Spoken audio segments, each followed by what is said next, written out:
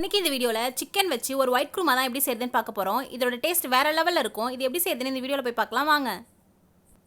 அதுக்கு நான் 1/4 kilo chicken எடுத்திருக்கேன். இதை நல்லா கழுவிட்டு மஞ்சத்தூள் போட்டு இந்த மாதிரி பரட்டி வச்சுருக்கேன்.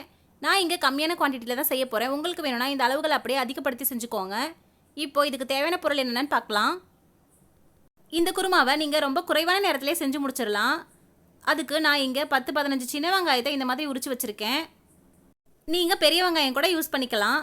காரத்துக்கு பச்சை மிளகாய் எடுத்து வச்சுருக்கேன். உங்கள் காரத்துக்கு ஏற்ற மாதிரி பச்சை மிளகாய் எடுத்துக்கோங்க. நான் இங்கே 3 மிளகாய் எடுத்து வச்சுருக்கேன். இதுக்கப்புறம் 3 பட்டை, 3 கிராம்பு, ஒரு பிரியாணி இலை, ஒரு ஏலக்காய் எடுத்து வச்சுருக்கேன்.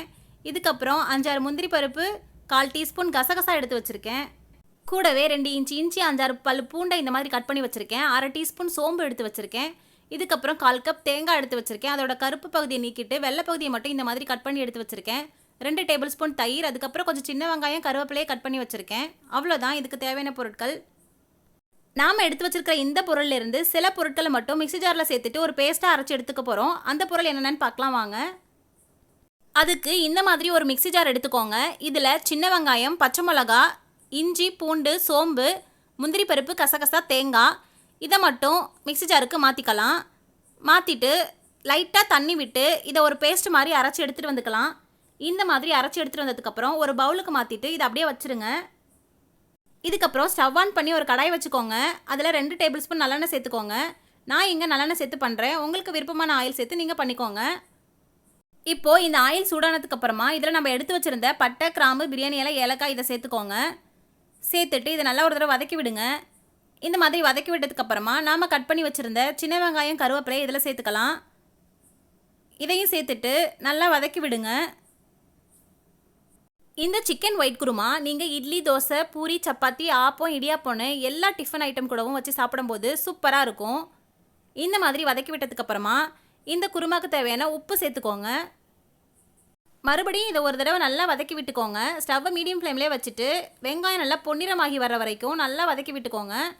இந்த மாதிரி நல்லா வதக்கி விட்டதுக்கப்புறம் பாருங்கள், இப்போ நல்லா வெங்காயம் வதங்கி வந்துருச்சு. நம்ம எடுத்து வச்சுருந்த சிக்கனை இதில் சேர்த்துக்கலாம். சிக்கன் சேர்த்ததுக்கப்புறமா இதை மறுபடியும் நல்லா ஒரு தடவை வதக்கி விட்டுக்கோங்க. இதில் நம்ம மிளகாத்தூள், மல்லித்தூள், மஞ்சள்தூள், தக்காளின்னு எதுவுமே சேர்த்து செய்ய போகிறது கிடையாது. ஆனால் இதோட டேஸ்ட்டு சூப்பராக இருக்கும். இதை நீங்கள் சிம்பிளாக குயிக்காக செஞ்சு முடிச்சிடலாம். இப்போது இதை மாதிரி நல்லா வதக்கி விட்டதுக்கப்புறமா இதில் நம்ம அரைச்சி வச்சுருந்த பேஸ்ட்டை சேர்த்துக்க போகிறோம். இப்போது ஸ்டவ்வை கொஞ்சம் லோ ஃப்ளேம்லேயே வச்சுக்கோங்க. நம்ம பேஸ்ட்டு சேர்த்ததுக்கப்புறமா சட்டுன்னு அடிப்பிடிக்க சான்ஸ் இருக்குது. இப்போது நம்ம அரைச்சி வச்சுருந்த பேஸ்ட்டை இதில் சேர்த்துக்கலாம். சேர்த்துட்டு இதை ஒரு தடவை நல்லா கலந்து விட்டுக்கோங்க. இந்த மாதிரி நல்லா கலந்து விட்டதுக்கப்புறம் இந்த குருமாவுக்கு தேவையான தண்ணி சேர்த்துக்கலாம். உங்களுக்கு குருமா எந்த கன்சிஸ்டன்சியில் வேணுமோ அந்தளவுக்கு நீங்கள் தண்ணி சேர்த்துக்கோங்க. தேவையான அளவு தண்ணி சேர்த்ததுக்கப்புறமா இதை மறுபடியும் ஒரு தடவை நல்லா கலந்து விடுங்க. இப்போது இது கொதித்து வரட்டும். இந்த மாதிரி கொதித்து வந்ததுக்கப்புறமா நம்ம எடுத்து வச்சுருந்த 2 டேபிள் ஸ்பூன் தயிரை இதில் சேர்த்துக்கோங்க. நாம் இதில் தயிர் சேர்க்கறதுனால நம்மளோட சிக்கன் ரொம்பவே சாஃப்டாக இருக்கும். சாப்பிடும்போது ரொம்பவே ஜூஸியாக இருக்கும். தயிர் சேர்த்ததுக்கு அப்புறமா இந்த மாதிரி நல்லா கலந்து விட்டுக்கோங்க. பாருங்கள், இப்போ நம்ம குருமா நல்லா கொதிச்சு வந்துருச்சு. நம்ம சேர்த்த ஆயிலெலாம் ஓரங்களில் பிரிஞ்சு வந்திருக்கு. சிக்கன் கூட நல்லா பஞ்சு மாதிரி சாஃப்டாக வெந்து வந்திருக்கு.